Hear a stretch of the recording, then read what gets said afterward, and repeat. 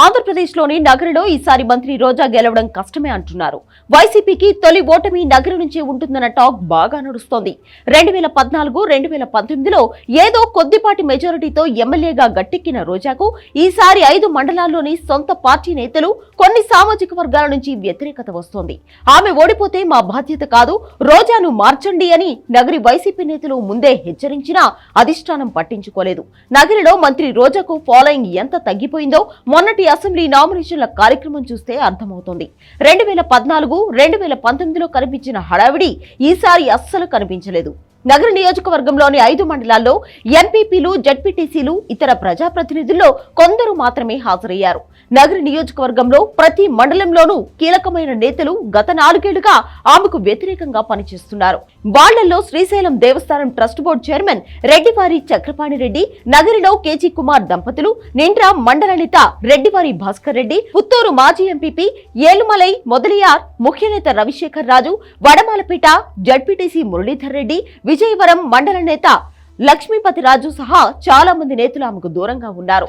రోజా కూడా గత 4 ఏళ్లుగా సొంత పార్టీ నేతలను దూరం చేసుకుంటున్నారు.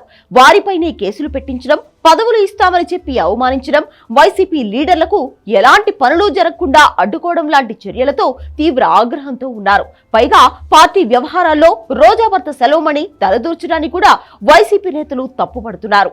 వైసీపీ పెద్దలు పిలిచి మాట్లాడినా లోకల్ క్యాడర్ మాత్రం మాకు జగన్ ముద్దు, రోజా వద్దు అంటూ తిరిగి నగరికి వచ్చేశారు. రోజాకి ఈసారి నగర టికెట్ ఇవ్వకుండా వాళ్ళు చేసిన ప్రయత్నాలు ఫలించలేదు. దాంతో పార్టీ కార్యక్రమాలకు దూరంగా ఉంటున్నారు అసమ్మతి నేతలు. వీళ్లలో ఒకరిద్దరు నేతలు టీడీపీలో కూడా జాయిన్ అయ్యారు. అసంతృప్తి నేతలను బుజ్జగించడానికి మంత్రి రోజా చేసిన ప్రయత్నాలు సక్సెస్ కాలేదు.